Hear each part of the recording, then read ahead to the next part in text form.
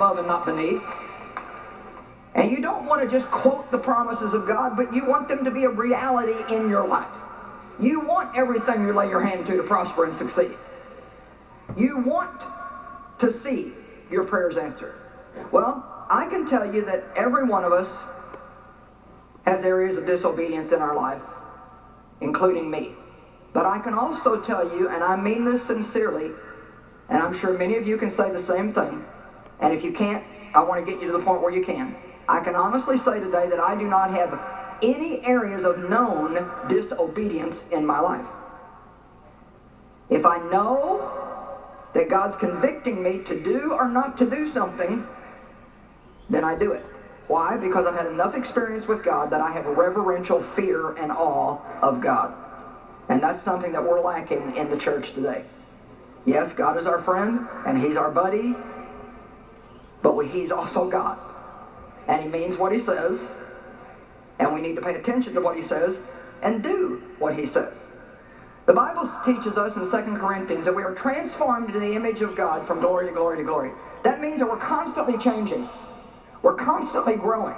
So there are, I'm sure, things in my life that I might be doing wrong that I don't really realize yet that I'm doing wrong. How many of you agree that our behavior is constantly being refined?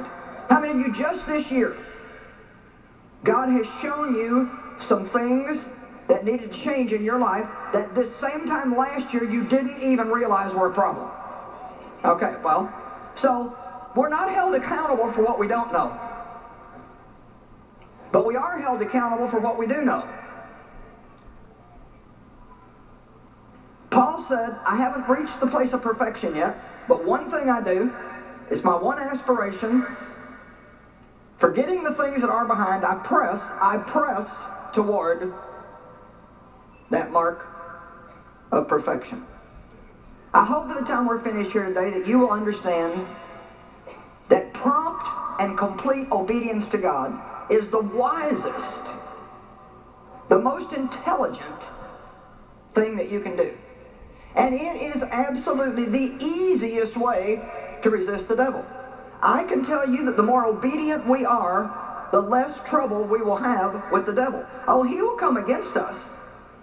But I can tell you he is not going to be successful when you're walking in obedience to God. Now, I'm expected to be quiet in here today just like it was last night. I didn't bring dessert this weekend. I'm sorry. I know we all like dessert, but I didn't bring dessert. I brought meat and big chunks of it and vegetables that we don't like. And these are not the kind of messages that we shout about while they're being preached, but you will shout later when things in your life have changed and you're not spending all your time fighting something all the time. Is anybody in this place tired of fighting something all the time, all the time, all the time? So you take just that one issue of people who are mad at somebody, won't pray for their enemies like the Bible tells us to do, tell everybody you can, every mean thing you can about them when the Bible says to bless your enemies, don't curse them. And to bless means to speak well of. To curse means to speak evil of. It's very simple. God gives us the plan for victory in His Word. In every situation we're in, He gives us the plan for victory. He says when somebody abuses you, misuses you, hurts you, treats you unjustly, unkind, you forgive them, you pray for them, you don't speak evil about them, and I will bring vengeance in your life. I will bring the recompense, I will bring the reward, and I will pay you back for the wrongs that have been done to you. So we can either do it God's way or we can keep doing it our way, which basically is no way at all because it doesn't work. And we stay in the same spot and go around the same mountains over and over and over. Why? Stubbornness. One man's clapping. I'm going to talk to you only.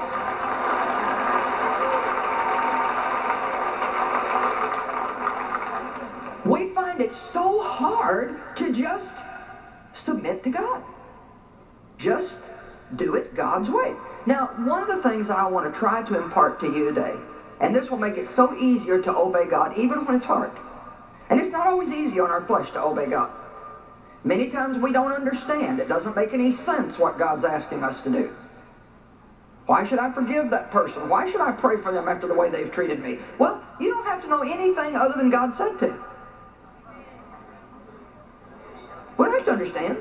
If God said it, then that's what we're going to do. Because God is smarter than we are, and if that's what He says to do, then that must be what's going to work. Come on.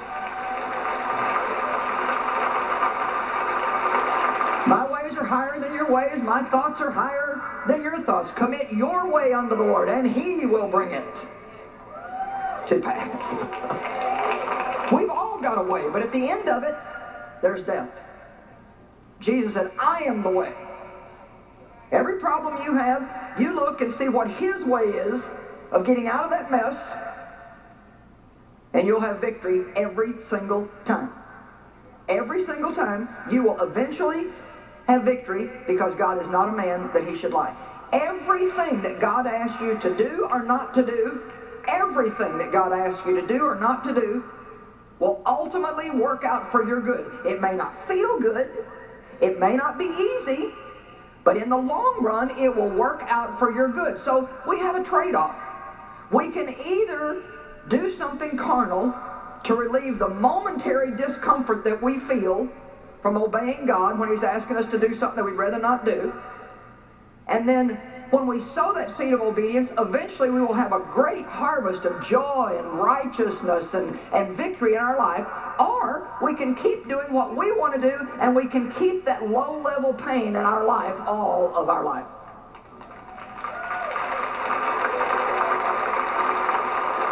The scariest thing in the world to me would be to stay the way I am. God, please don't leave me alone. Please keep convicting me. Keep showing me what needs to change in my life. And when I have my stubborn days, God, box me in. Put yourself in front of me and behind me, on the right and the left, and don't let me go. Don't give up on me, God, until I do things your way, because I know that you only have my best interest in mind.